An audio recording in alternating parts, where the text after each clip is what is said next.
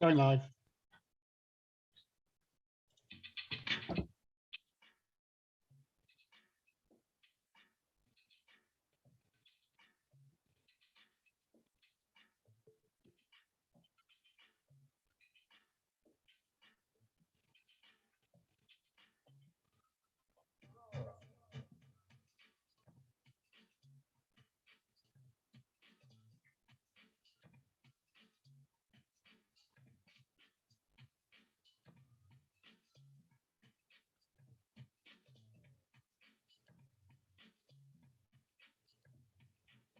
Okay, so hi, my name is Sebastian Budden. I'm a founding member of Historical Materialism Journal and the book series and the conferences, some of which you would already be familiar with.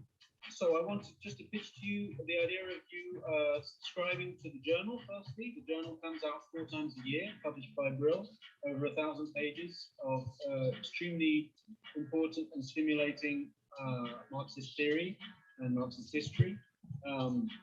We have a discount at the moment for individual subscribers around the time of the London conference, and we very strongly both request and demand that you subscribe to the journal, that you get other people to subscribe to the journal, and of course that you get your institution, if you're part of a university or other institution, to subscribe to the journal. We need more subscribers for this project to be able to expand and continue.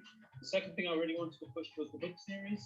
The book series you will also probably be familiar with. It's published by Brill Academic Press, and the volumes come out 12 months later with Haymarket Books in Chicago, paperbacks.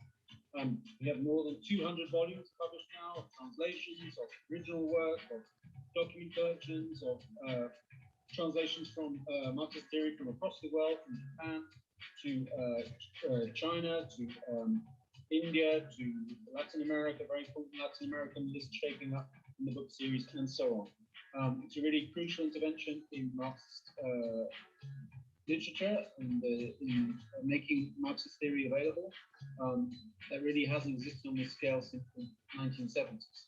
So we'd like you to look at the book series, buy individual volumes, perhaps take up the offer of the book club that Haymarket is promoting.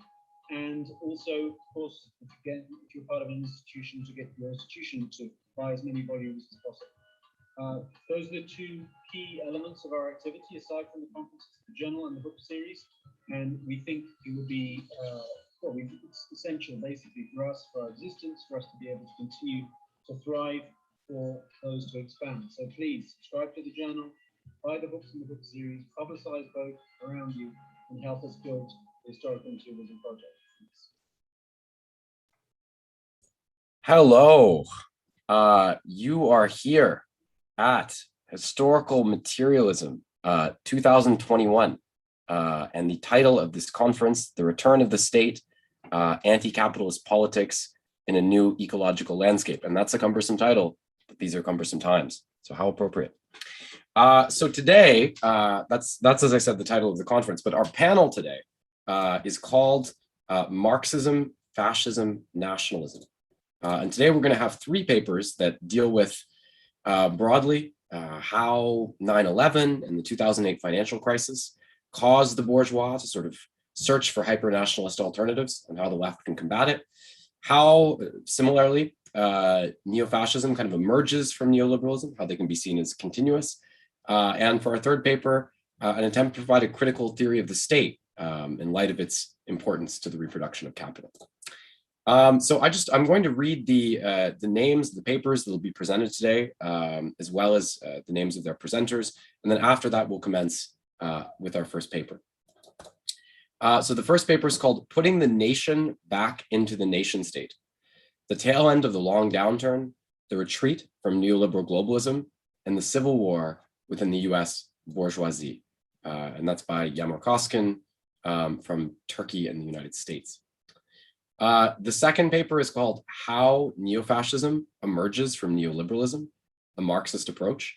And that is by Ronald, who's a professor of politics and international relations at Florida International University in Miami, and Daniel Skidmore-Hess, who's a professor of political science at Georgia Southern University. And gratefully, they're both with us today. And the third paper is called Towards a Critical Theory of the Nation and Nationalism. And that is by Alexis Ioannides and Antonis Pastellopoulos from the University of Warwick in the United Kingdom. So without further ado, I'm going to, introduce and start with the first paper. Each paper will go for about 15 to 20 minutes, after which we'll have members of the audience will have the opportunity to ask questions. And if you'd like to ask questions, you can simply pose them in the chat and they will be conveyed to me and I will read them aloud here, provided they're, appropriate for the venue. But in any case, so we turn to our first paper by Yagmur Coskun, Putting the Nation Back into the Nation State, the Tail End of the Long Downturn, the Retreat from Neoliberal Globalism, and the Civil War within the US Bourgeoisie. Go ahead, Yagmur. Thank you very much, comrades. It's a great honor to be here discussing these really burning, urgent matters on this platform. And without further ado, I will get down to my presentation. All right. So this paper actually has like one quite simple idea that everything revolves around. Namely, I argue that globalism and neoliberalism are dead, and fascism as an alternative to them, but only one possible alternative to them, is back on the rise. And the question is, what do we do to stop it? What do I mean by neoliberal globalism, as I refer to it in the title? I really mean a set of practices that got consolidated over the beginning in the mid 70s and like especially in the 80s and 90s, and this was a response to the crisis of profitability that started in the mid 70s. That triggered what Robert Brenner calls the long downturn that is still continuing. And we see a kind of a division of labor within the US bourgeoisie in the implementation of this in this set of policies, namely the section of the bourgeoisie that is represented by the Republican Party pioneered it, but it was really the Democrats who consolidated it. And this really consists of a set of anti-labor, anti-worker practices such as union busting, outsourcing, deindustrialization, lean production methods, and also very crucial for our argument here, the spread of this kind of system all around the world, creating a global supply chain for the commodity production and benefiting from global labor arbitrage. And ideologically, this is coupled with the myth of globalization. The word globalism I use to refer to these set of practices, globalization as a myth, on the other hand, an ideological myth that kind of supplemented these policies. What I mean by that is really this ideological construct where that presents this process as inevitable, natural as seasons, blah, blah, blah, blah, and that will bring democracy and prosperity to everyone involved.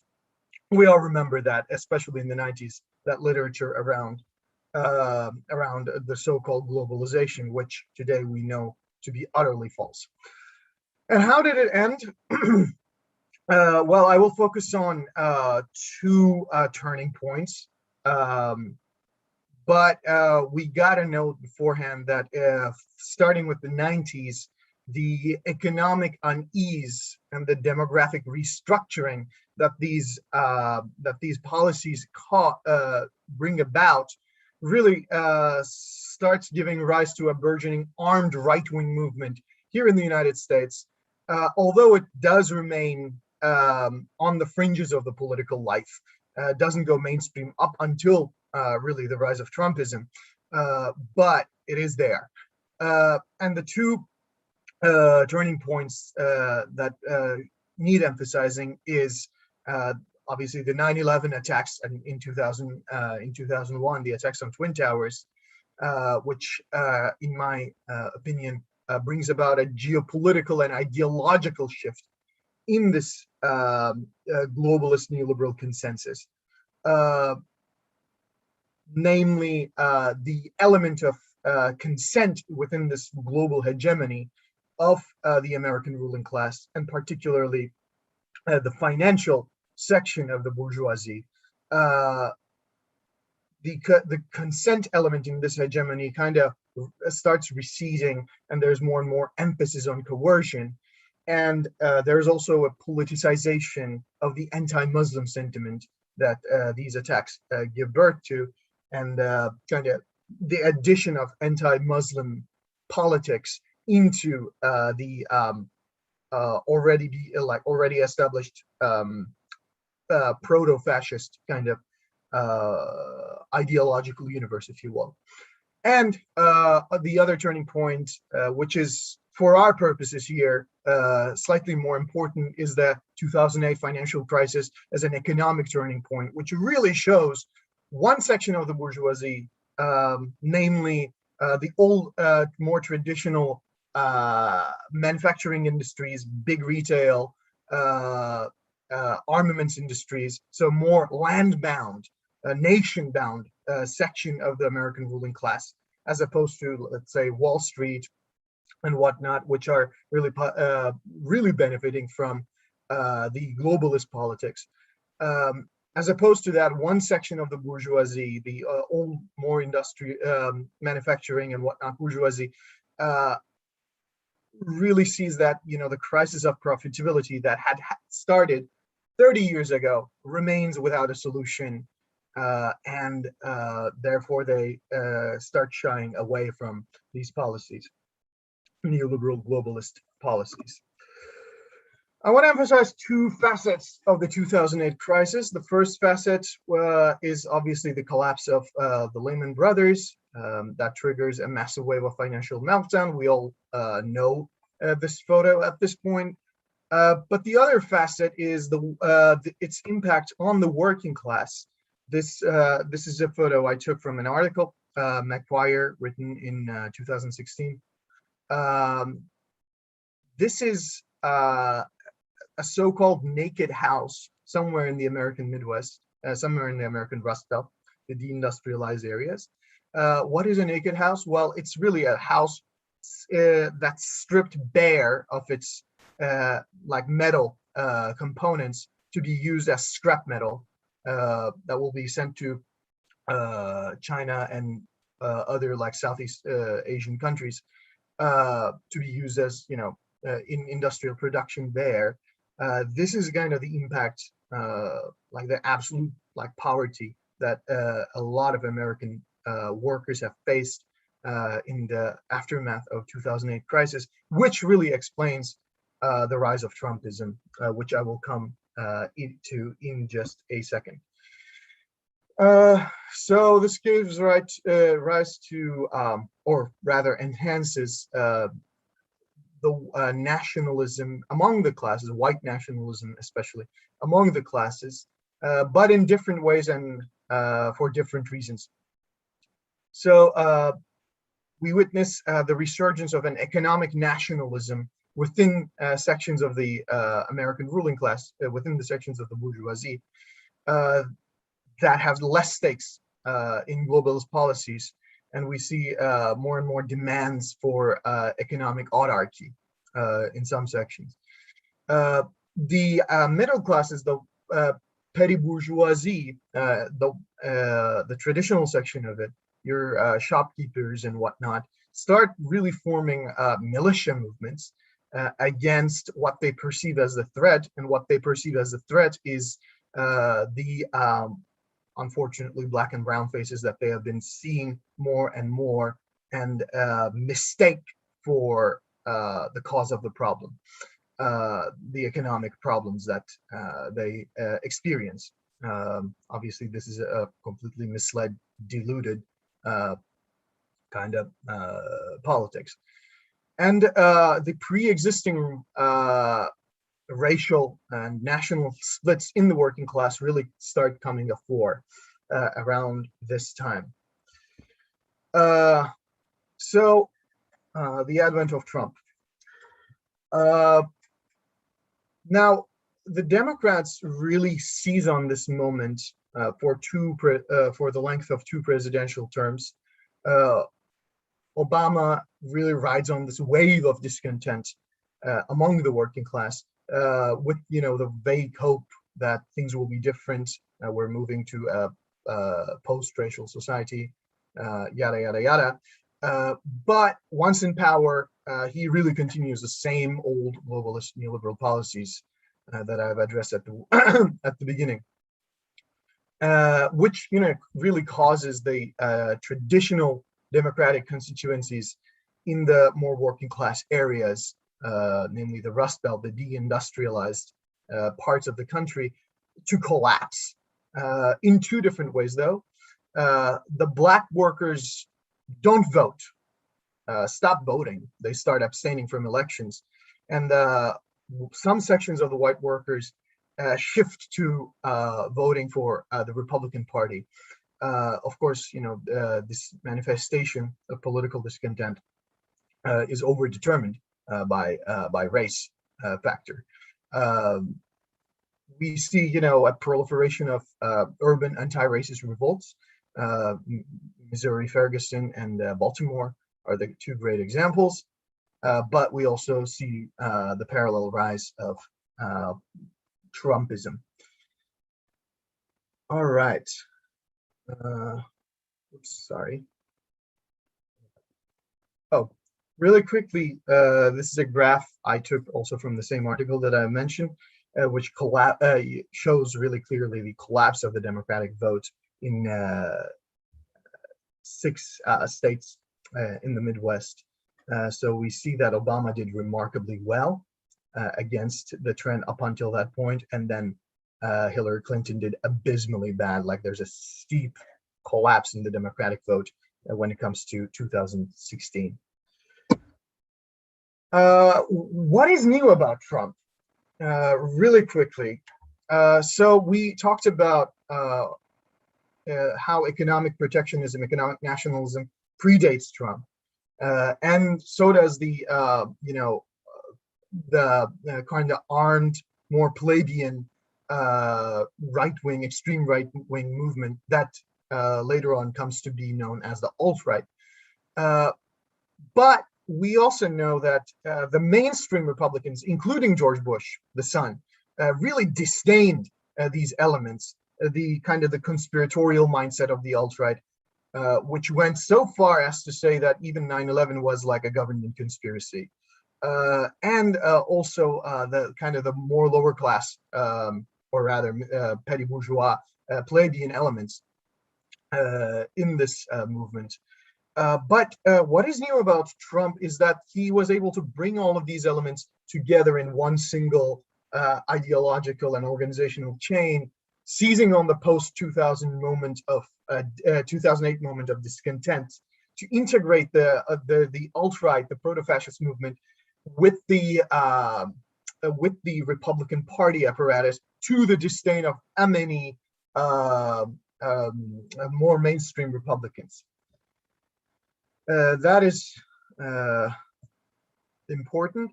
And what happened under 4 years under Trump? So we witnessed the rise of a mass proto-fascist movement.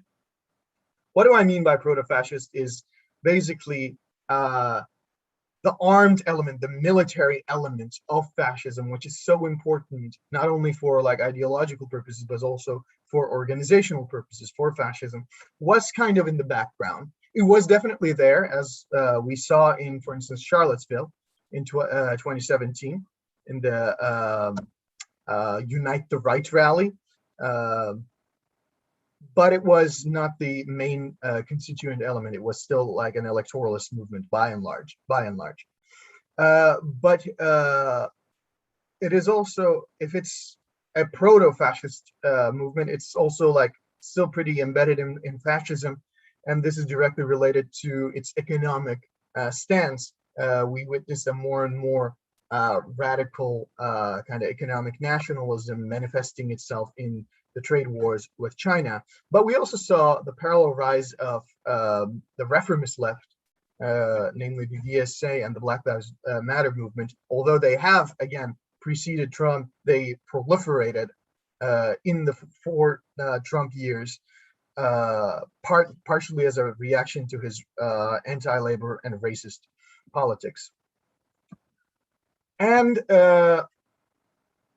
I think, the multiple social crises in 2020 really kind of hammered in the final nail in globalism, neoliberal globalism's coffin. Namely, we saw a resurge of strike waves, which we still witness here in the US. We witnessed, obviously, the COVID-19 pandemic, which exposes really the bankruptcy of neoliberal policies. We saw the George Floyd revolt, the single greatest mass movement in numbers and in scope that the US has witnessed in the last few decades, really.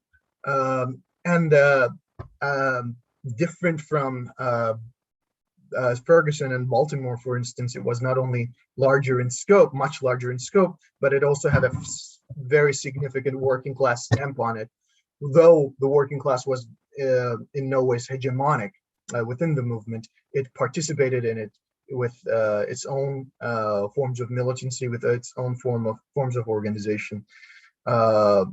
And this global supply chain that I had earlier talked about, which is so crucial to the functioning of neoliberal policies, neoliberal system, getting clogged because of the pandemic.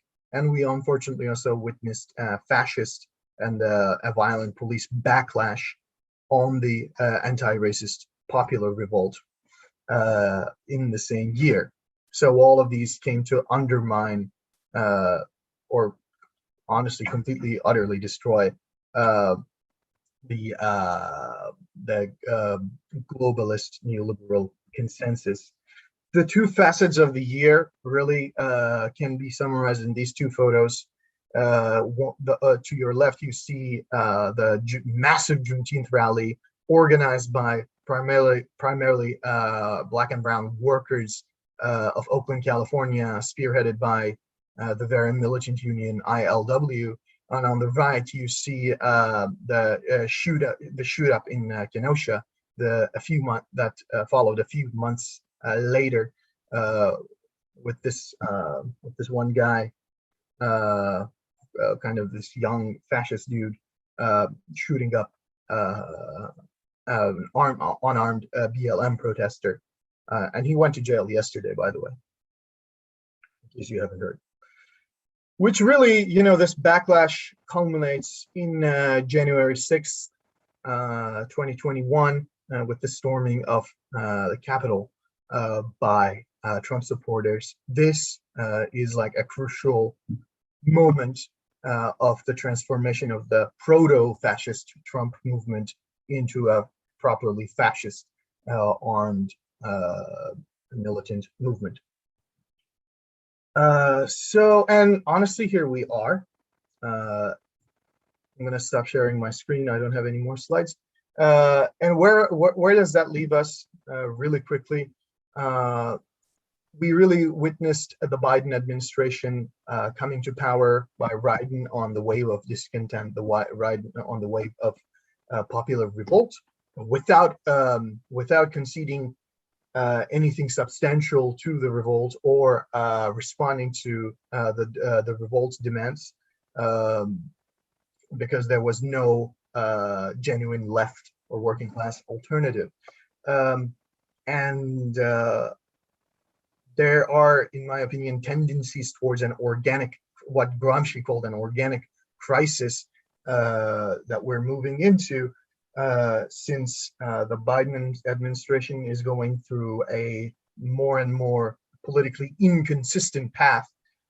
We see that in the paradoxes of the infrastructure bill that is that Biden and Nancy Pelosi are trying to pass through the Congress. We see Biden being really outflanked from his left and from his right. From his left, the Progressive Caucus and the Squad, all those forces, pushing for a more substantial, also social security bill, and from his right of his own party, the Blue Dogs Caucus, kind of pushing against any major social spending. And if we look at this so-called infrastructure bill, it is really an attempt to revive the global supply chain as far as the US part of it is concerned. But we can also see that the neoliberal policies have brought about their own dialectical opposite in the form of the necessity for massive state intervention and social spending, precisely to revive the conditions of more kind of a neoliberal type accumulation. And when it comes to things like foreign policy, we see a complete concession to policies that reigned under Trump, namely an aggressive, more and more aggressive stance against China and Russia, more and more anti-immigrant policies. We witnessed that in the treatment of the Haitian refugees, for instance, lately, and so on and so forth. So the Democrats are going really more and more into kind of an inconsistent and improvised political line, and I kind of predict a really collapse of the Democratic leadership pretty soon, politically speaking. So what do we do? Where does that leave us? Well, obviously, to prevent the rise of fascism, these really politically bankrupt and inconsistent Democrats won't do much help. In fact, they will keep pushing sections of the working class to seek solutions, false solutions, obviously, in fascism, which kind of poses itself as an alternative. We saw that in a few midterm elections in the East Coast, some of the East Coast states, very recently. The Democrats losing their strongholds to Republican candidates,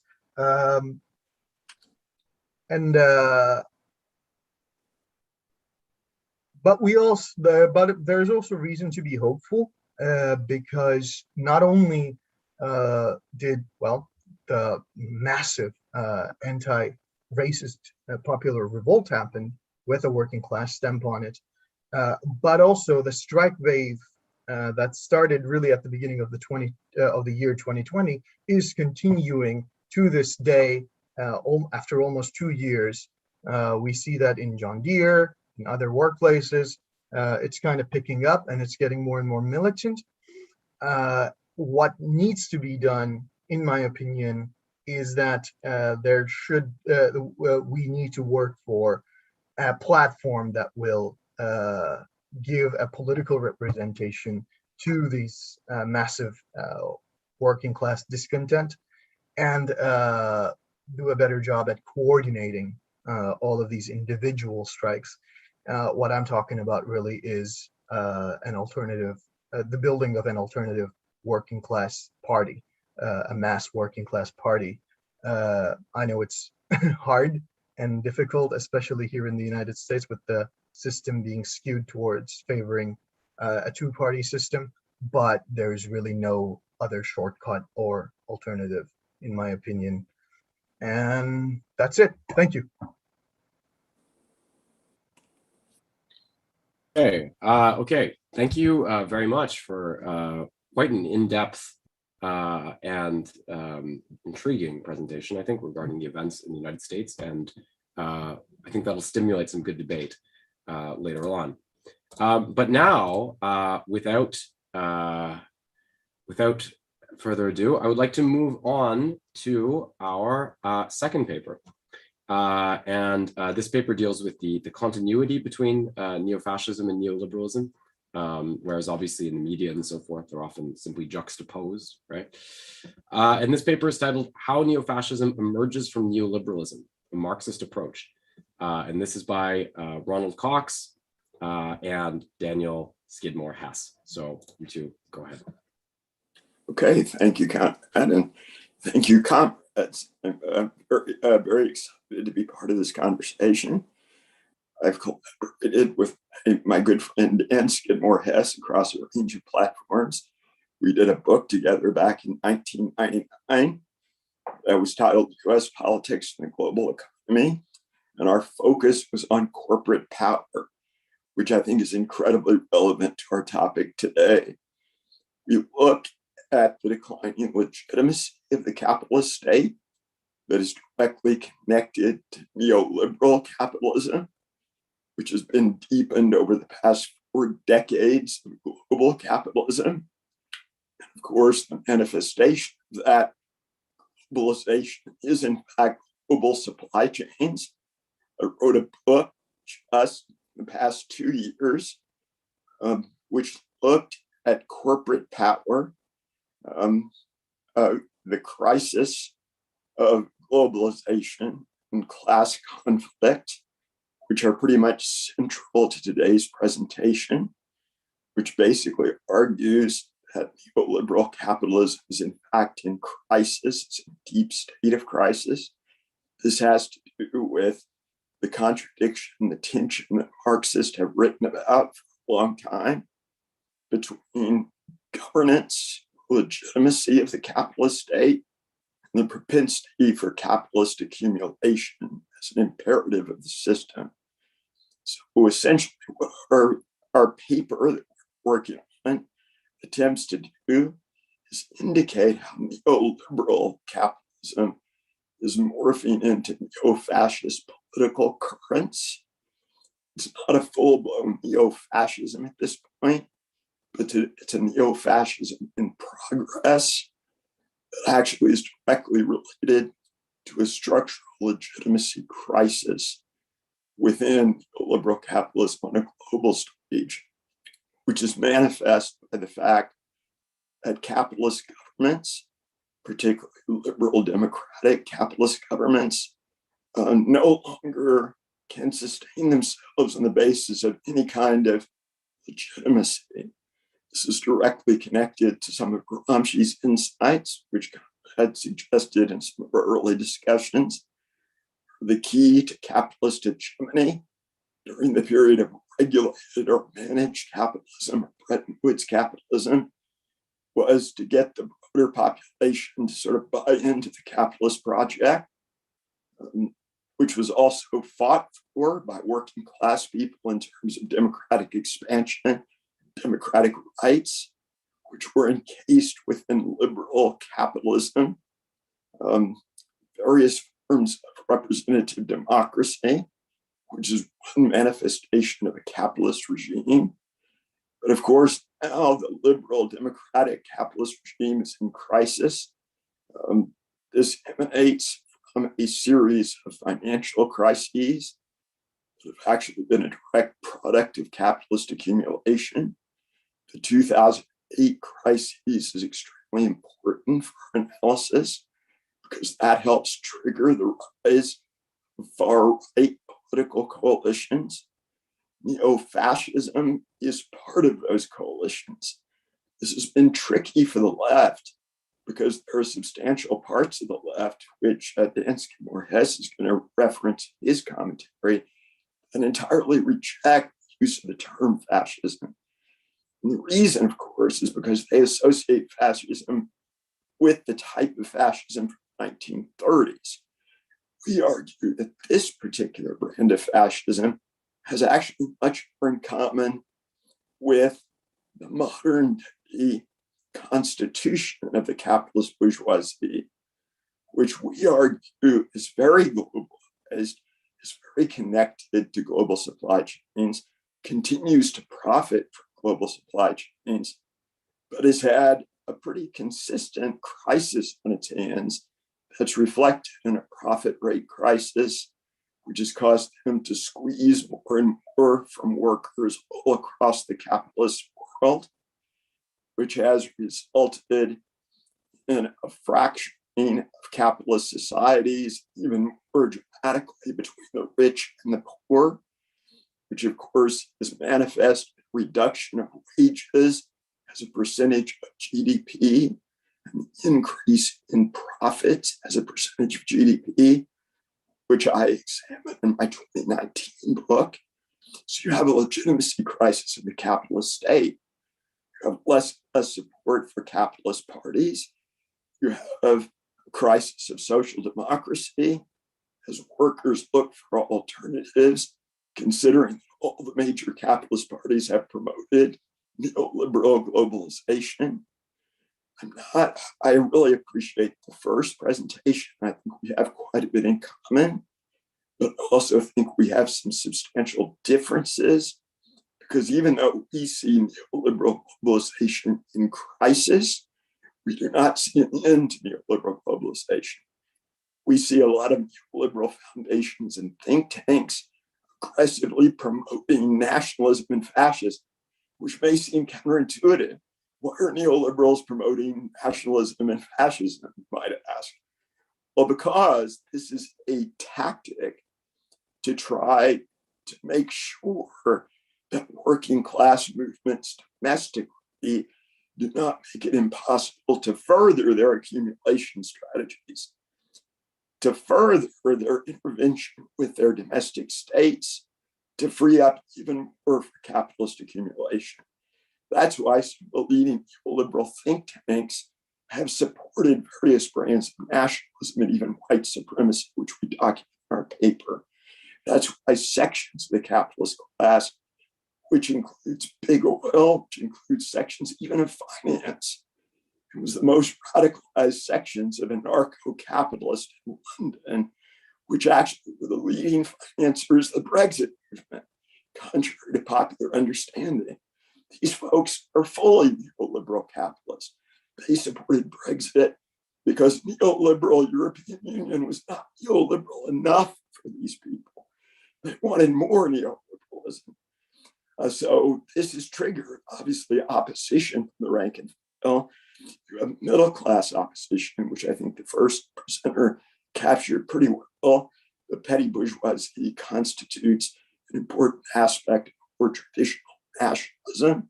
You also have sections of working class, particularly the upper working class, which tends to be white, which buy into the white supremacist ideas that are being pushed by sections of the ruling class. So we have to keep that in mind, how complicated neofascism has become. But of course, you have the same old stuff. You have white supremacy, you have the weaponization of the essentialism of whiteness against immigrant groups, against workers, an attempt to divide workers for the sake of further accumulation. But despite the fact that neoliberal globalization is in crisis, this has resulted in a fracturing of the capitalist class. So far, it's not resulting in anything like an end to neoliberal globalization. That remains to be seen, because the neoliberal capitalists are overwhelmingly the dominant capitalist faction. And even the people that supported Trump, including Trump himself, have extensive investments in other countries. And if you look at Trump's Nafta, it was not so much a nationalist version of Nafta, it was actually a neoliberal version of Nafta, because he was actually pushing for greater neoliberal capitalism within NAFTA, greater access to the Mexican market by key sectors of neoliberal capitalism. So we actually see the fusing of neo-fascism with neoliberal capitalism in ways that allow us to better understand the fracturing of the capitalist class, because global capital is competing with each other for market share. One of the best arenas for this is China, where you have the Chinese state aligned with a group of capitalists. Some are international capitalists, some are domestic capitalists. You have foreign capitalists from the United States and Western Europe that want to break into the China market. You have President Trump on the protectionist card, but the protectionist card is being used to try to deepen access to the China market, not to actually posit as an end game some kind of purely nationalistic capitalism. Capitalism is a solution. That's why the Wall Street Journal, of all places, supported Trump's China strategy. I looked at the Wall Street Journal as Trump was engaging in this extreme and vulgar nationalism, as only Trump can. And the Wall Street Journal was dancing in line with this for the most part. They were applauding him because they saw the opportunity of forcing China to have a capitalism that is more similar to the United States, is more open to neoliberal capitalism. So I think Trump is misunderstood, but he doesn't really know what he's doing from the standpoint of any kind of coherent ideology. He plays the game of a ruthless con man. He has no regard for truth. In fact, it's a war on the truth, which is consistent with the history of fascism.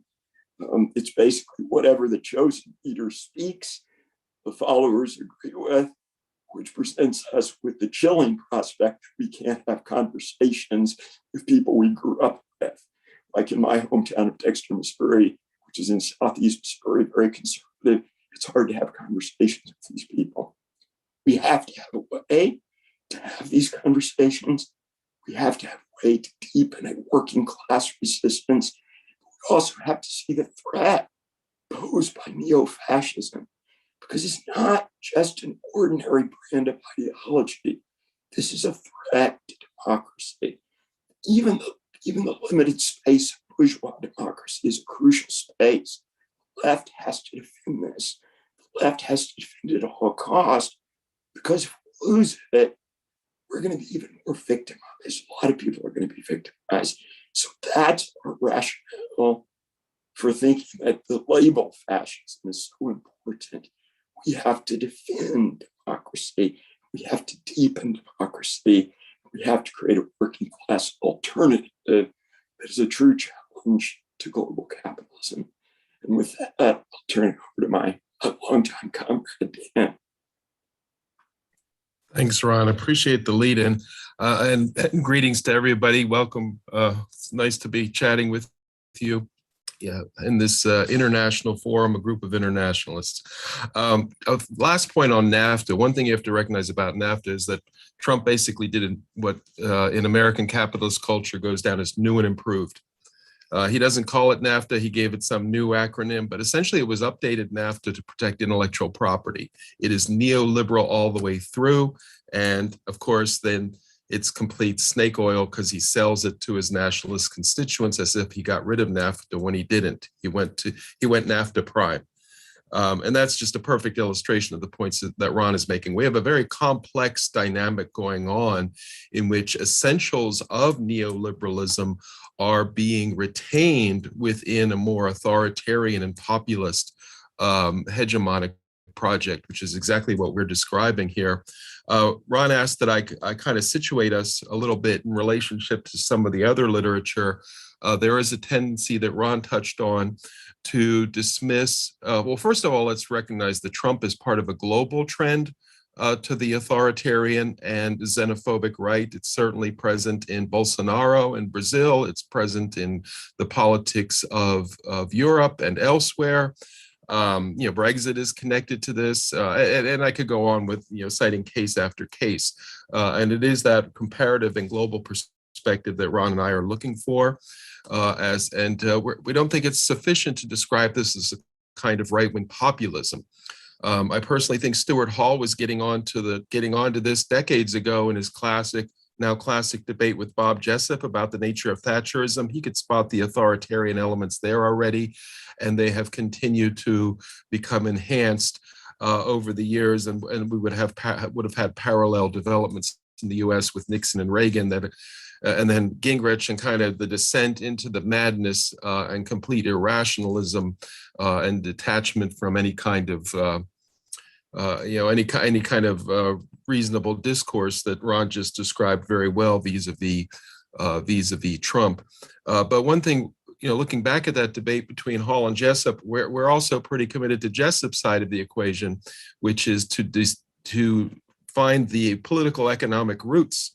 And that's part of the reason why we insist on thinking about this as fascism in process, or Yagmur's term, proto-fascism is good. Proto-fascism is, I think, would work. I prefer neo-fascism.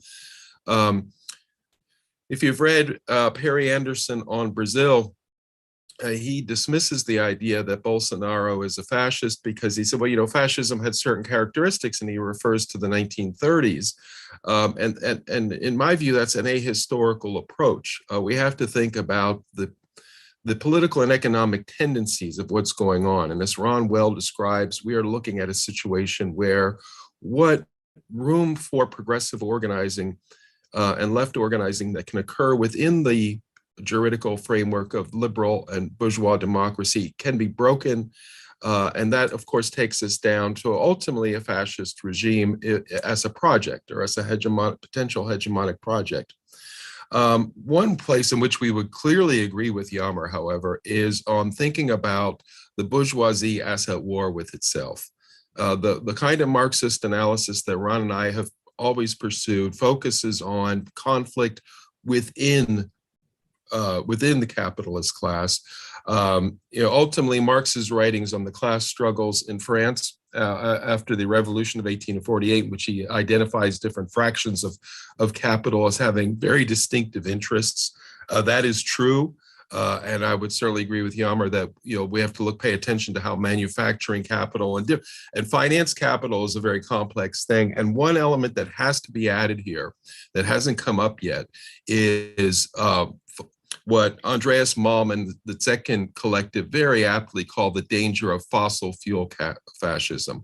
One of the linchpin components of the Republican Party's coalition, or bloc, as I prefer to call it, in recent decades has been the energy sector, particularly the traditional energy sector rooted in carbon-based production, and of course, and closely related sectors to that. That's an element that we have to understand is essential to the current crisis. And of course, then there is the background crisis of 2008. By the way, a note on Biden's rise. I think part of what you have to extend the analysis there.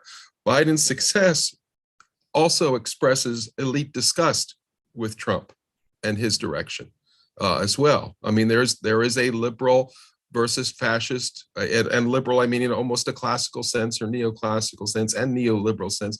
There are incredible tensions as well as points of agreement that we have to be very sensitive to teasing them out as we watch this very complex dialectic going on between neofascism and neoliberalism.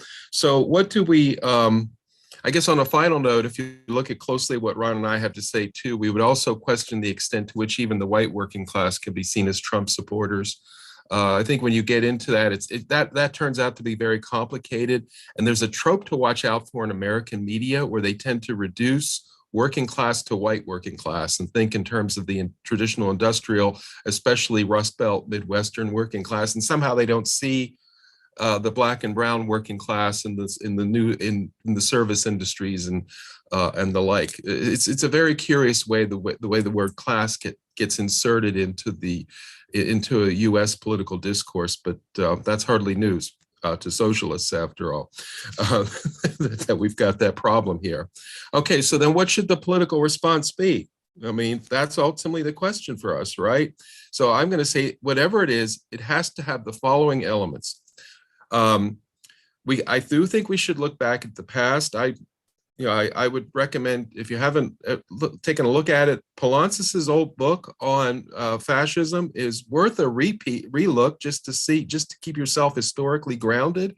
I'm not here to recommend a popular front because I don't think we're in the 1930s. We're in the 2020s, and we're faced with new circumstances. We're faced with a kind of preemptive fascism. Because as Perry Anderson rightly does point out, back in the 30s, fascism was responding to a revolutionary workers' movement. And as Yagmur correctly noted, the only thing we see on the horizon, most places, and not just the US, but Brazil, Western Europe, are these reformist kind of social democracies. At least in terms of anything with sufficient electoral strength. But I actually think that's part of the key to the situation. The emergence of Bernie Sanders in the US actually causes panic. And you have to put that in the post-Cold War context, where you have a capitalist elite and a political culture that thinks Socialism was completely gone from the agenda. It's never coming back. And oh my gosh, here it's coming back within the Democratic primaries in a fairly significant way. As moderate as the PT may be in Brazil, you have demonstrators in the street, right-wing demonstrators with signs that say capitalism is here to stay, as if it's in any danger. It's not in any immediate danger, certainly not from the likes of the PT governments that have administered capitalism in that country in recent years. Okay, so I'm off on a tangent. What do we need? Any politics that is going to effectively respond to the current crisis, any progressive politics, left politics, must be thoroughly green. We must understand that the global crisis is this is the most fundamental kind of materialism, and this is an essential necessity. It also must be thoroughly internationalist, by which I mean militantly opposed to any form of racism or xenophobia. That is the ideological linchpin of any far-right movement, and we have to be consistent in that. There is occasionally the siren song of economic nationalism that you see some on the left. I think this is more true in the US than maybe elsewhere, but who tend to lean in that direction. I think even Sanders himself has been guilty of kind of trying to co-opt the anti-Nafta Trumpish rhetoric at times. That said, I think substantially, I don't think he ever went there, and his foreign policy is about as good as it gets in this country. And of course, fundamentally democratic, broad-based to be sure. And ultimately, the word I'll end on is, this is all very urgent, to say the least. Okay, well, thanks for listening to me, and I'm looking forward to further conversation.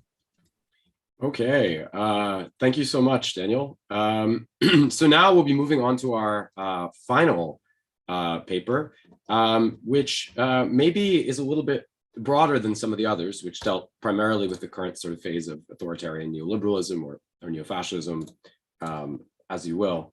And in this paper, observing, I think, the absence sometimes of critical theories in Marxism of how the state contributes to the role of the reproduction of capital, Alexis and Antonis, or Alexis Ioannides and Antonis Pastellopoulos, they're going to try to begin to piece together a sort of imminent critical theory of the state. So go ahead, guys.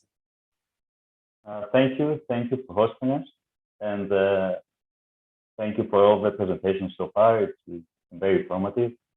Just a clarification, our paper is on the nationalism, the nation state specifically.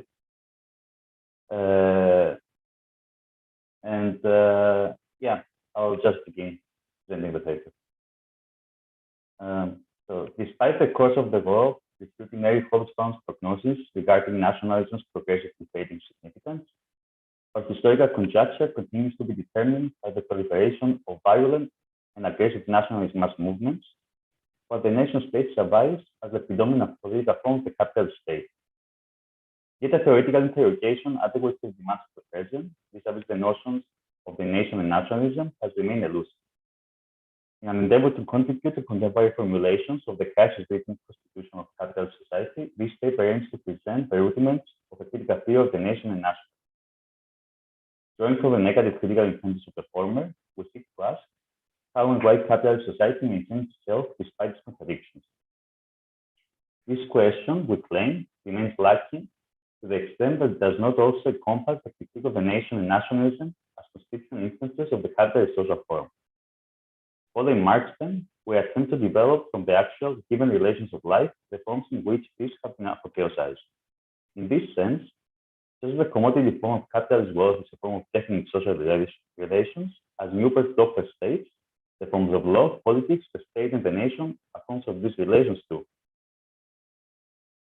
Popular opinion is permeated by a tautological understanding of nationalism, in which nationalism is conceived merely as what nationalists do.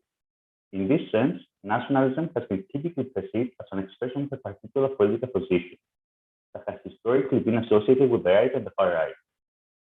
By limiting the meaning of nationalism to subjective political activity, this tautological understanding of nationalism perceives it as a deviation from the otherwise self-stability of bourgeois democratic normality, an external misfortune not inherent to the form of society itself.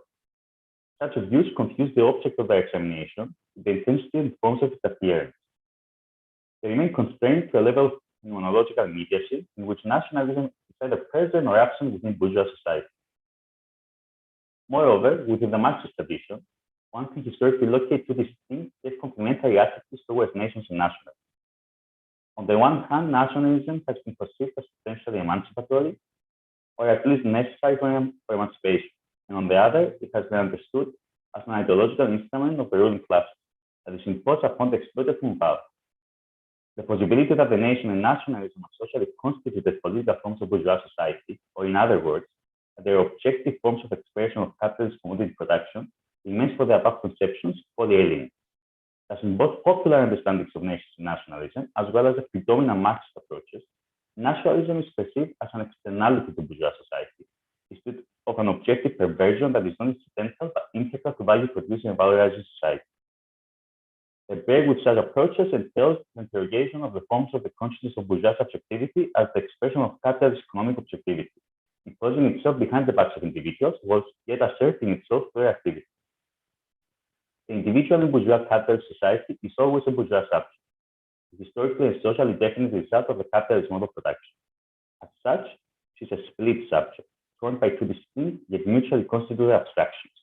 On the one hand, appearing as a buyer or seller of labor power, she assumes the form of personification of labor or capital, respectively dominated by the mute economic compulsions of capital accumulation and material service production. On the other hand, the conditions of capitalist association demand that she synchronously assume a juridical form of appearance, the condition in which the doubly free laborer encounters the owner of the means of production in the sphere of formal equality. This condition requires the domination of the state from the outset. As Werner Bonifat argues, Marx conceives of the state as the doubling of society itself into state and society. The state, as the political form of capitalist society, is conceived as society's independent power. In its political form, capitalist society manifests itself as a concentrated power of the rule of law. By doing so, it depoliticizes the social antagonism between capital and labor, guaranteeing freedom of exchange in the form of the freedom of contract between equals before the law. As Marx notes, the individual carries his social power as well as his bond with society in his pocket, but they do so in a double sense, in the form of money and in the form of identification documents, embodying two distinct moments of a fetishized social reality, that of the social forms of value and of the fetish character of the bourgeois capitalist state. Through the generalization of legal equality, the modern state tends towards the universalization of formal equality in general, that is, towards the expansion of the right to participate in the political sphere, permanently integrating society within. Thus, the bourgeois subject is integrated in the public sphere not merely as a legal subject, but also as a formally equal political subject, as a citizen of a specified state. In modernity, however, the state takes the form of the nation state, and the citizen is always defined in relation to the national community represented by the nation state in question. She is either defined as a member of the national community or in exclusion of it. Bourgeois subjectivity, therefore, is materially dependent for its reproduction in equal measure upon the class relation, as well as the organized monopoly of state violence. Since the political form of capitalist society exists only as a nation state, the lone Robinsons of capitalist society are always already constituted as national subjects. Capitalist society, as that social form consisting in the ruthless competition and contradictory interdependence of atomized buyers and sellers of commodities, is held together in its crisis-driven character by the synthesizing abstract economic form, essentially and concretely objectified in money. An accumulation for its own sake gains a life of its own. This process of negative socialization requires the reified conception of the social totality, that realizes itself externally and against the individuals who, themselves torn between economic personifications and national citizens, can only grasp the unity of the whole in the quasi-theological category of miracles and faith. The metaphysical quality in the sensible, supersensible character of value splits off and takes on a material form for itself. This second socially produced nature appears unquestionably original and first. Capitalist society, in its depoliticized form of political appearance, generates the notion of the nation as that which preceding all society and history is apparently general and true. The nation is a tentative solution to the riddle of social synthesis, whose unity consists in the positive concrete upon which all individuals, within a social formation objectively referred to and positively identified with, despite the brutality of economic competition. The nation, with its cult of immediacy, mystifies social relations. As remarked by Gerhard Scheidt, within it everything falls into one, makes the abstract appear as concrete and the anonymous appear as personal. Despite nationalist myths declaring the state as the natural expression of the national community, according to Neumann, the modern state did not emerge through the awakening of national consciousness, but through the introduction of commodity production, social transformation preceding the appearance of nations. If the natural emergence of the nation out of the state is a myth, the constitution of the nation state was a historically produced material necessity. As Antonis in this regard states, after feudalism perished, a precarious form of centralized organization was to tame the diffuse combines of nature just to protect bourgeois interests. It was bound to become a fetish unto itself. There was no other way it might have integrated the individuals whose economic need of that form of organization is as great as its incessant exploitation of them. The nation and the state converge in the field of that ideological movement which aims for a unity, that is, nationalism. Nationalism does not constitute merely the medium expression of the nation. It must be understood at the same time as it's produced. Thus, nationalism is not merely another ism. It is that subjective pole whose historical activity shapes the embodiment of the nation and the state, but is paradoxically masking its continuous presence even when it constitutes an almost absolute principle of political legitimization in modern society. As A. Hobsbawm has noted, nationalism comes before nations. Nations do not make states and nationalisms, but the other way around. The nation state is established through the fundamental principle that governs nationalism, which holds, as Yagmur pointed out, that the political and the national unit should be congruent.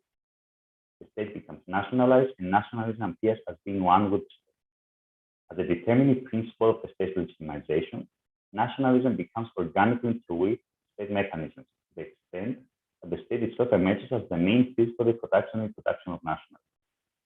The nation is both actively and practically defined and expressed to the state apparatus to such a point that the distinction between the concepts of the state and the nation becomes impossible, with the state fading into the nation and the nation fading into the state.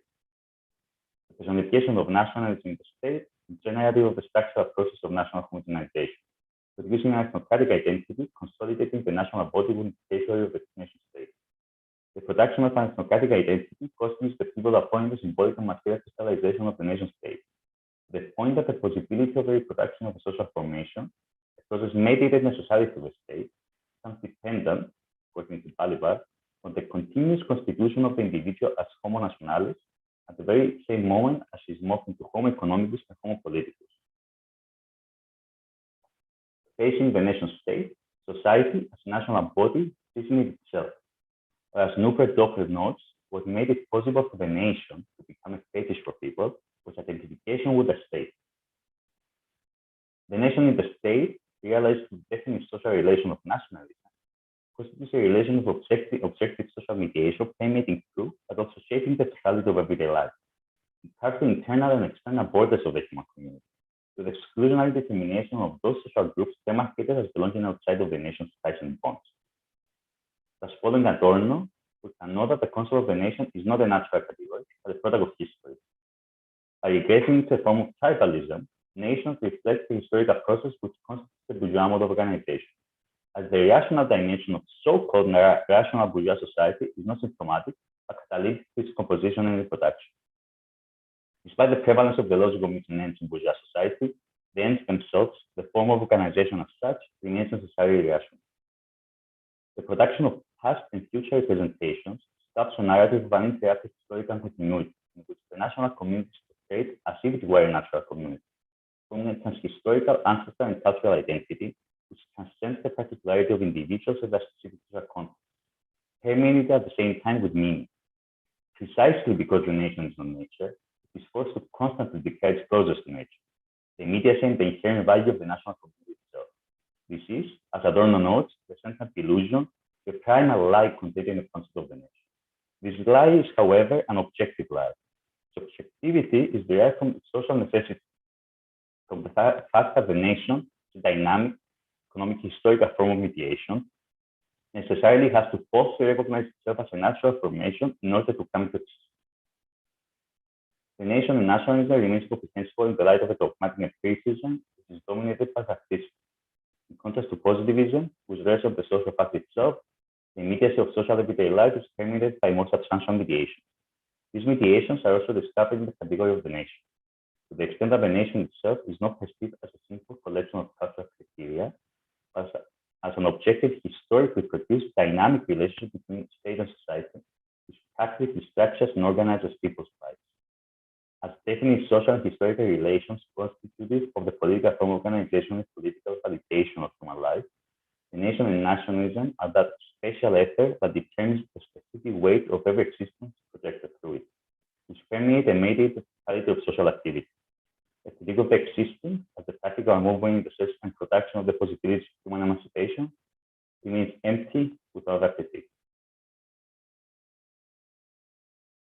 So yeah, that's our paper. Okay, thank you so much. Thank you for your time. Okay, so now we are going to go into some questions, and I think we do have one or two in any case in the chat. So the first question we have, which goes to everyone, is: would you all support the buildup of a working class party, or would you all support the buildup of a working class party through currently existing labor unions? What do you guys think about that?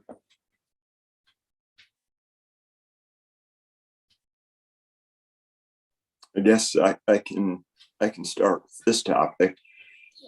I think the crisis of neoliberal capitalism is also a crisis, obviously, of union representation, dramatic attacks on unions, dramatic decline of unions. We have to support unions on the left. Pretty fundamental premise of being on the left is supporting the right to organize. But it's more complicated than this, because what's happened is kind of an ossification of union leadership at the top, which is what you see very clearly in the current strike wave, which Yagmur talked about very well in his presentation. You have this increase in worker strikes this year, the first of this type in quite a while. We hope it continues, but this reflects serious divisions between the recent approaches of union leadership and the fact that the rank and file feel betrayed by that leadership because the leadership has not been delivering. And the leadership has been content to sort of occupy the contradictions between rank and file and the capitalist owner of production, to sort of accept limitations of what they thought could be achieved under neoliberal capitalism. In the meantime, they earned high salaries. It's been a long time since they worked in the capacity of the workers that they represent, which creates a structural crisis of union representation. So I don't think we can work directly with the existing union leadership to build the kind of movement we want, because it's going to require a more sophisticated approach to actually link up with rank and file workers or who are directly invested. It's a life and death struggle for them to get decent wages, to get decent working conditions that are livable. And I think we have to sort of focus on the broader sort of class project while also supporting unions, who are under attack.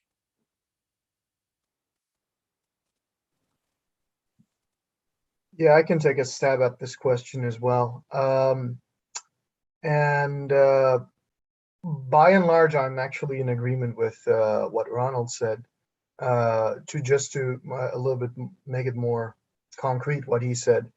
The former AFL-CIO leader, Richard Trumka, now deceased, no longer with us, actually played I would say quite a reactionary role in the social crises of 2020 by not only holding back the rank and file members of the unions who wanted to join the revolt with their own methods, but also when there were calls for a general strike against the threat of fascism in several AFL-CIO chapters, he doubled down and began investigations and tried to suppress union democracy precisely in order to preserve the link with the Democratic Party,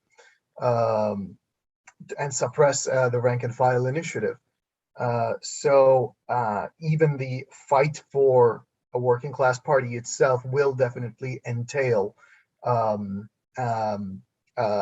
fight against the union bureaucracy, because at least since the New Deal, at least since 1930s, the union bureaucracy has played the role of a kind of a transmission belt between the labor movement and one of the big capitalist parties, namely the Democratic Party. So for sure, if some labor bureaucrats magically take the initiative and declare that they're founding a working class party, that would be miraculous. I don't expect to see anything like that, to be honest with you, but it has happened before in the 90s.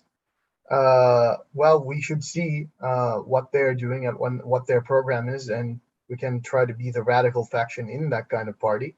But even the fight for a mass working class party, even this demand will entail a fight against the union bureaucracy precisely to sever the tie between the labor movement and one of the capitalist parties. Okay, very good. So do we have, I don't know if we have another question. Let me take a look here. No, okay. So does anyone else want to take a shot at that? Does anyone else on anyone else have any thoughts? Antonis, Alexis, Daniel? I'll concur with what I've already heard. Okay. The currently existing labor unions in the US can be boiled down to two major components. Those that represent a relatively well-off sector of the working class and that's sort of preserving what it has in the industrial unions, such as the United Auto Workers. And then we've got a somewhat more vigorous element in the public sector, which does have a somewhat more progressive profile. Interestingly, here in Georgia, we have no recognition for public sector unions, which has the paradox of making the union that I belong to more militant, precisely because we can't get a collective bargaining agreement. We're kind of left to our own devices, and you might say our desire for struggle becomes more apparent. I think it's been pointed out that we are seeing an upsurge of strikes in the U.S. right now. The U.S. working class certainly has the potential to form a party, but the currently existing union structure is not going to do it. We're going to the hard work of building new unions that truly represent the working class as it now is, in all its racial diversity, would have to precede any kind of party building. I think realistically for now, we have to understand that we're going to be in progressives are going to have to be working in coalition, and it's not going to be easy, as we've seen from the infrastructure and social infrastructure debates in Congress, for progressives to make headway when we're essentially we're in the subaltern role in a hegemonic coalition with the kind of neoliberalism, and that's a pretty bad place to be. But we can think about what kind of organizing eventually leads us out of that. And so I do see some promises on the horizon in that regard. Okay, yeah. So if we don't have any further comments on that, I have a question for the other. Oh yeah, go ahead. Yeah, panelists. Wonderful presentations, by the way. Really intriguing stuff, and I enjoyed the very concrete level of analysis in contrast to our extremely abstract presentation. My question on this topic is, how do you all understand this quote unquote so great resignation, this exodus from of people in the US quitting their jobs en masse, which has been kind of which we can kind of see happening over the past couple of months with these strike waves? Do you see a correlation? How would you kind of look at these two kind of phenomena together? I would be really interested in your takes on that. Thanks. Actually, I just did a review on this topic for our student newspaper at Florida International University where I teach. So I have some sort of fresh statistics to help explain the stuff. One of the things to appreciate is the resignation has taken place among the working class, worst paying jobs, the very lowest sectors, the sort of bottom rungs of capitalism, where people are refusing to take a wide range of service sector jobs.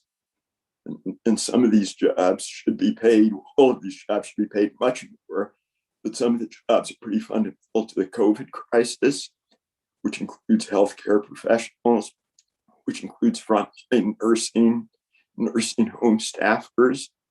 One of the biggest reductions in the workforce is actually nursing homes. And the workforce there is reduced by as much as 15% because of resignation they referenced.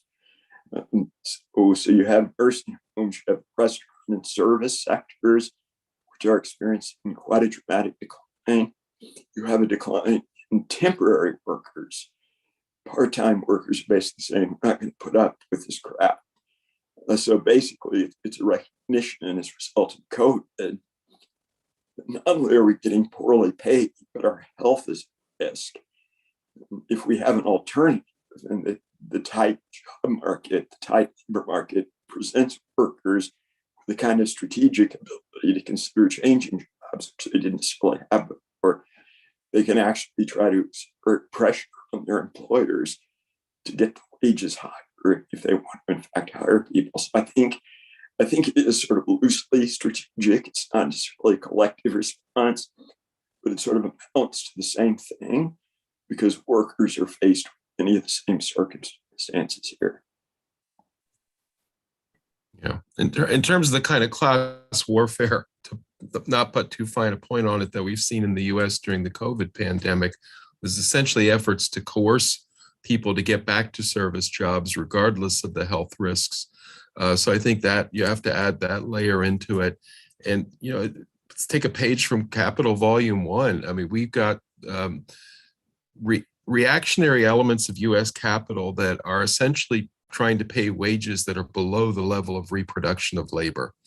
To put that in practical terms, it means you can't buy food and housing at the minimum wages in the US right now. So what is the point of staying in the labor market under those circumstances?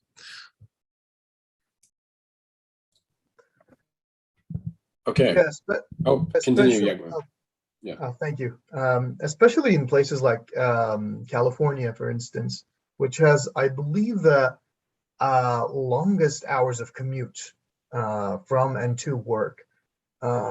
Like very numerically, like economically speaking, most people are saying it's not worth it. It's not worth the gas money that I pay.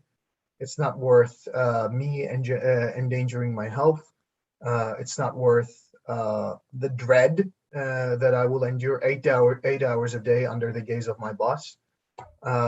It's really like more like economically, physically, and honestly morally. I mean, it can't go on like that, and more people are becoming aware of that. Not that they weren't, they were, to be honest with you, but the pandemic, I really believe that kind of was the one big event that kind of made people say, yeah, no, we're not taking that anymore. And then we have the phenomena of the right wing trying to blame extended unemployment benefits, which are a pittance for keeping people out of the workforce, for disincentivizing workforce participation. I think, you know, I think Yagmur, you just put your finger on some really crucial things, mentioning the commute. You know, there is the systemic need for infrastructure, including improving public transportation. And I'm also going to add, if any of the more progressive elements are going to get through Congress, childcare is probably something in the area of childcare is probably the most likely. And again, that connects directly with what you're saying with the barriers to workforce participation and the costs associated with it. Okay. If you guys don't have anything further to add on that issue, maybe actually, and really relatedly, but maybe one thing that would be interesting to discuss is, because we were talking about to what extent existing labor unions, can be a vehicle for the construction of a more sort of socialistic dispensation. And, it seems to me that, with the sort of historic co-optation of many labor unions within the context of, sort of post-war dirigism, even in the cases of communist parties in Europe and so forth. One thing that has become quite a pertinent issue within Marxist circles is kind of identifying where revolutionary energies are going to emanate out of, right? And one thing I would ask you, I guess, about that is, I think one thing we've seen in the past few years is we've seen, what I might term a direct model of protest has acquired a certain level of significance. I mean, we've seen this with, sort of movements concerned about racial injustice in the United States, the Gilets jaunes in France, right, who I think for a moment even sort of menaced the Élysée in France, and very ideologically amorphous, obviously, many of these movements. But what do you see? What do you see as being the potential, like, of those sort of movements to actually positively bring about left changes in society? I can take a first stab at that. Sure. I mean, very clearly in the year 2020, we witnessed a similar situation here in the United States with the rise of the anti-racist popular revolt. I mean, from my own personal observations, I can definitely see that less and less people are seeing the police as their friend, for sure. Like, that totally definitely changed how people perceive the armed force, the coercive force of the capitalist state in their day-to-day lives. And not only people of color, but also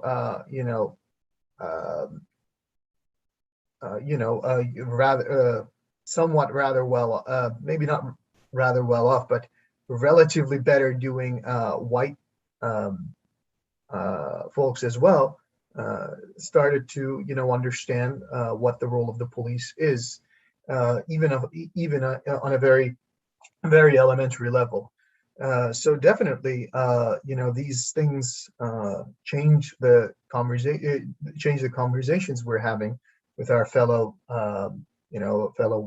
co-workers or neighbors or what have you, on a very day-to-day basis, even if they don't culminate into concrete political gains. It definitely shifts the consensus, so to speak. But then again, the flip side of the coin is that, well, as I said, without in the absence of a alternative leadership, that, in my opinion, and I'm going to be a classical orthodox Marxist here, kind of a working without an alternative working class leadership, they don't necessarily culminate into concrete political gains, which kind of leaves the ground open for further struggle, but also further backlash. And we have seen this throughout the year of 2020, in my opinion. Okay. Just to follow up with Yagmur's points, I really like the way you framed the conversation, because you started where people should start, which is expressing support for these marginalized, people and their movements, and the efforts to collectively express outrage at racial injustice, systemic racial injustice. And of course, I was proud to participate in some of these marches. They have vastly different characteristics depending on the locality, the region, the specific issues. So I think that has to be taken into account. But the fundamental principles, just pointing out the systemic nature of white supremacy, the broader range of white privilege and so on, I think is an important aspect. And of course, I also agree with your second point, because these particular movements, without any kind of class connection to identity, can quite easily morph into corporate identity politics, which I think we also see the expression of. And I think that these types of movements can be very easily co-opted fairly quickly without sort of vigorous pushback from people who face the most extreme circumstances of oppression and exploitation within the working class. Because the people who are in Black Lives Matter, that are working class, have very different politics, very different understanding of how systemic racism plays out compared to even middle class, especially upper class proponents of the racial fight back. And of course, that results in different solutions. When it comes to the upper class solution, the corporate solution will take care of that by adding human resources departments. You know, if we need more of them, or human resources personnel, we'll basically try to make sure that we portray the image of being a racially conscious corporation. And of course, those are the kinds of politics we want to fight back against and critique. So I think there is a contradiction within this movement, but it's not that different in some ways, at least in superficial ways, from the contradictions within the union movement we were discussing. Whereas there are some people on the left that have what I call a class reductionist view of Black Lives Matter, including self-proclaimed Marxists like Adolf Reed, whose work I generally like, but who's kind of going off the rails when he accuses the Black Lives Matter movement as being nothing more than a petty bourgeois movement. And we need to focus on class, which I think is a tone deaf and just politically inexcusable sort of argument to make, because this is a crucial movement for social justice that the left has to engage in and has to deepen its involvement with.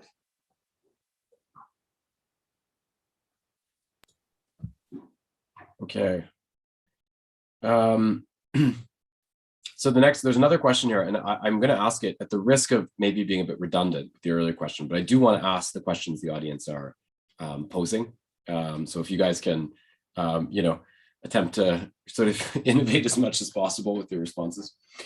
The question here is, I'm going to frame it in a certain way, maybe to try to add some panache for you. But do you think that, I mean, as much as we can talk about organization and order and the need for, political strategy, sometimes what we see is that, the very pursuit of these objectives is often enough in institutional context synonymous with a certain kind of capitulation to neoliberalism, right? And that's a very common thing. So do you think that there's anything to be said in terms of, if we're talking about spontaneous movements, right? Seemingly goalless outbursts, right? In which this kind of acts of violence, right, or destruction of property, right, are pursued. Do you think there's anything to be said for the transformative power of those kind of actions, or do you think that that's just not eligible to manifest, in kind of transform political structure?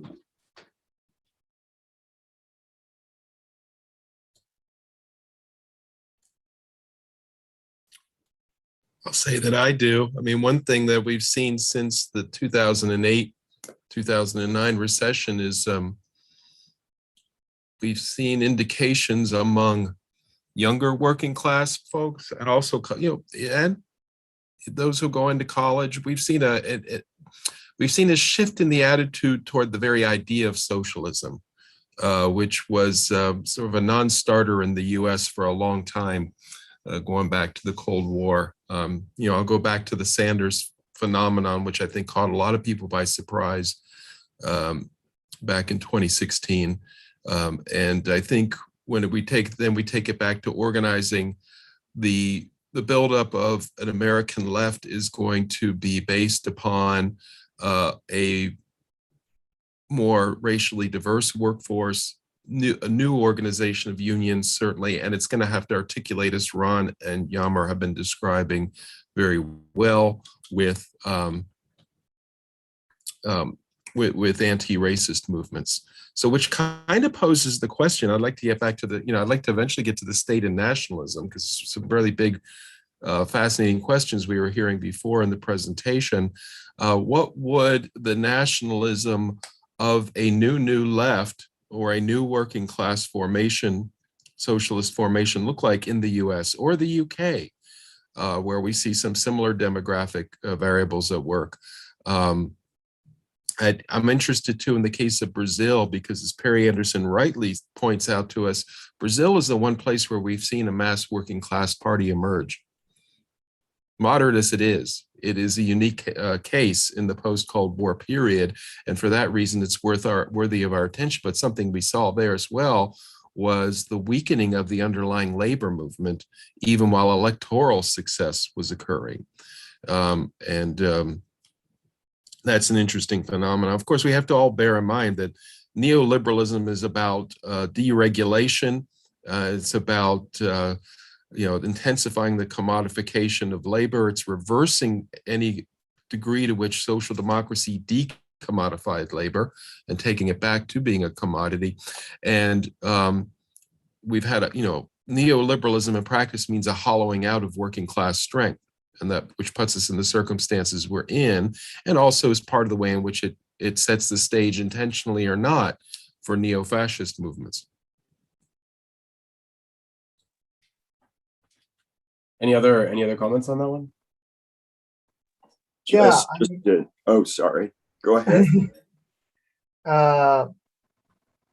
Yeah, I mean, the transformative power of spontaneous outbursts, of course, and I think I try to be as clear as possible about that in my previous comment, and so did the other panelists, and I appreciate their comments. They have the spontaneous outbursts have immense creative power, for sure. All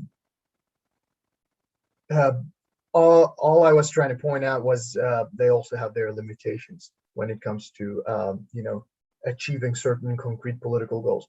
Another example that I can think of, again from the past year, is that a lot of cities, urban mayorships and whatnot, promised reduction in the police budgets the moment the revolt started.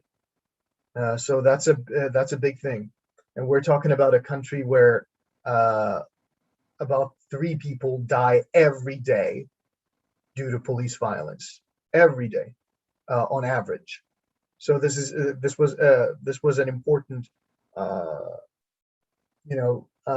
concession, but it didn't come through. All these cities, Minneapolis, a few others, promised this, and it never materialized. So very concretely, we can see both the transformative power of spontaneous developments, as well as their limitations. Okay, Ronald, go ahead. Oh, thank you. I think Maria and sort of summarized the essence of the points very well. Would simply add to the discussion that spontaneous struggles reflect the relative disorganized nature of the working class under neoliberal capitalism. The fact that you don't have the concentrated and cohesive working classes that we used to have in so-called factory systems, mass assembly systems, because of the construction of global supply chains, because of the decentralized nature of capitalist production, which cuts within countries as well as across countries. So you have people that are not necessarily interconnected with each other, which means the forging of relationships that actually helps to build a collective working class resistance is more difficult. I'm part of the group Tempest within the Democratic Socialists of America. We're sort of on the left revolutionary wing of Tempest. You had a lot of just very frank discussions, we've got to learn how to help organize this new landscape of the working class, because it is different. And I like Tempest because they don't presume to have all the answers about this. There's a lot of complexity behind these questions and how we need to think about working class organization and what shape it will take under the crisis of neoliberal capitalism.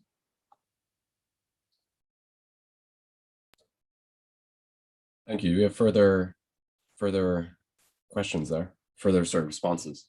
Any further responses? Antonis has a question. Oh yeah, yes. So we'll move it to Antonis then. So Antonis, you said you'd like to ask a question, so you can go ahead with that. Yes, thank you. I would like to ask the presenters how they understand fascism in the 21st century. The specific, there are different ideas and different perspectives on how fascism should be conceptualized, and I would just like that take on how are we to recognize and understand what fascism is as a phenomenon today.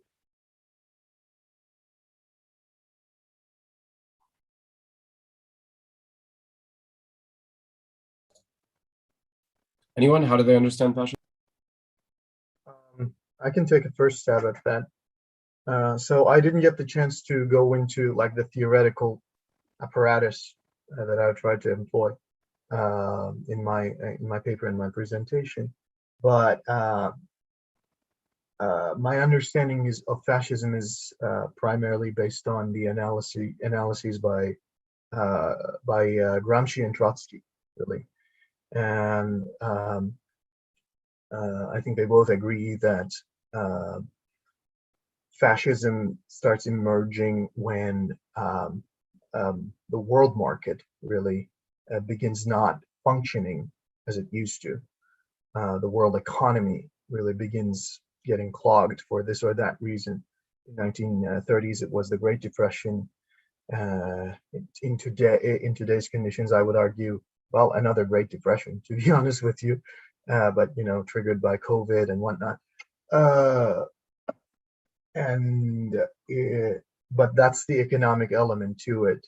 The political and like the military element to it is that it rides on the mass petty bourgeois discontent with how things are, and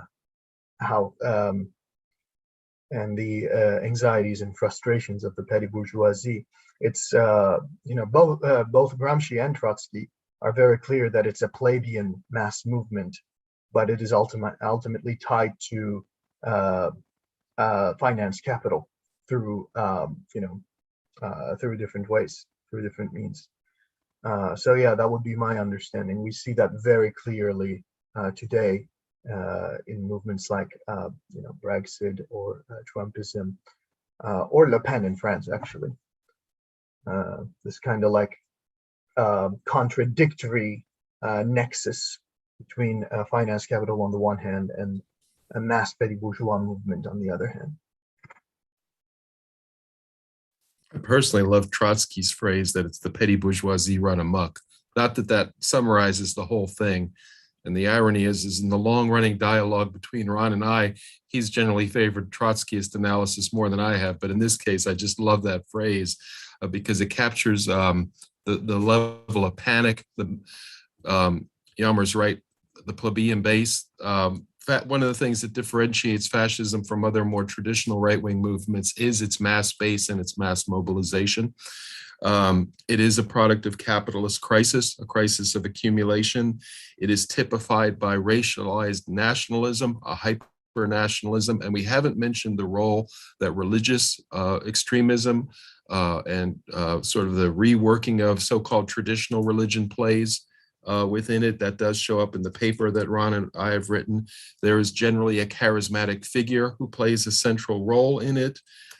In the case of what we're looking at now, we also have to remember there's capitalist interests that are ingrained in trying to protect themselves in the face of change. The fossil fuel industries are particularly crucial here, and it is in almost every case I can think of, there is an rationalism, an anti-liberalism that is essential to its ideology. We see this in the attacks on intellectuals in general, but scientific research in particular that addresses issues such as climate change and public health. So those are I would say all those elements have to be present and are present. Okay, anyone else? If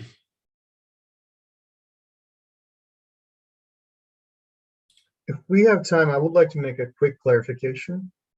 Okay. Yeah, really quickly, and this will bring us way back actually to the beginning of discussion.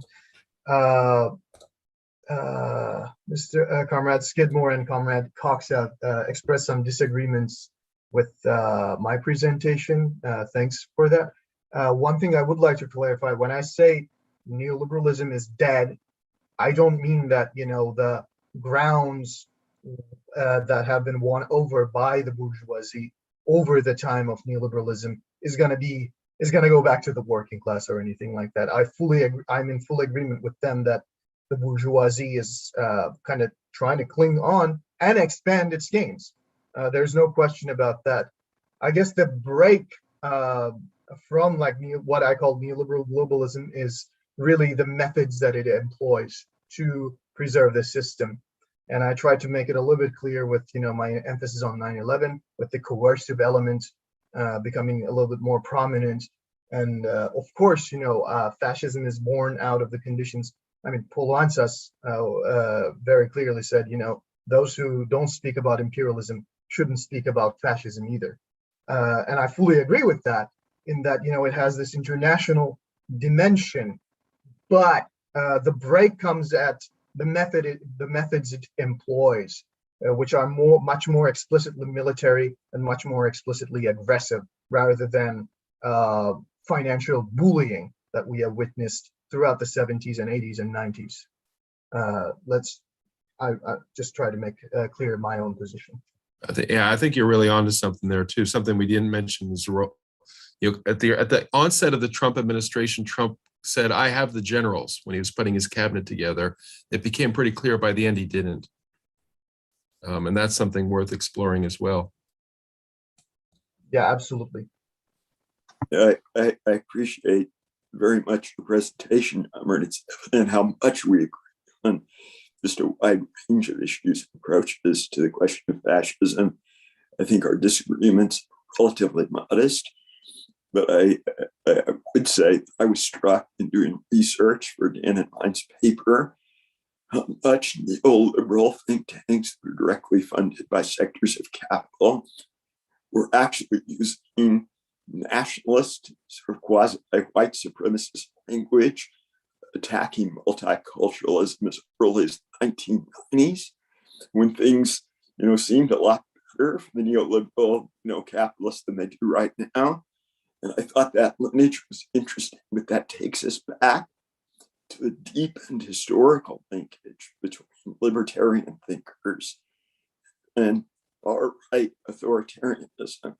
So if you go back and read the original neoliberal thinkers, the libertarian thinkers of the 1930s and 40s, including a range of important advocates for a kind of anarcho-capitalism, they basically argued that institutions that sought to promote capitalist profit should be shielded from democratic accountability. That's what some of them hoped for when it came to the European Union, which is sort of what they're getting in some of the neoliberal practices of the European Union.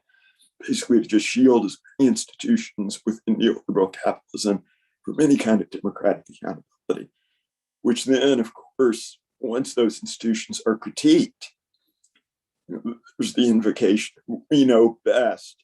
We're in a better position to manage the system because we're relatively privileged, we have a vested interest, we're well connected to an historical understanding of what is better for you people, which basically sort of easily morphs into a kind of authoritarianism, even to a kind of fascism and neoliberal ideology.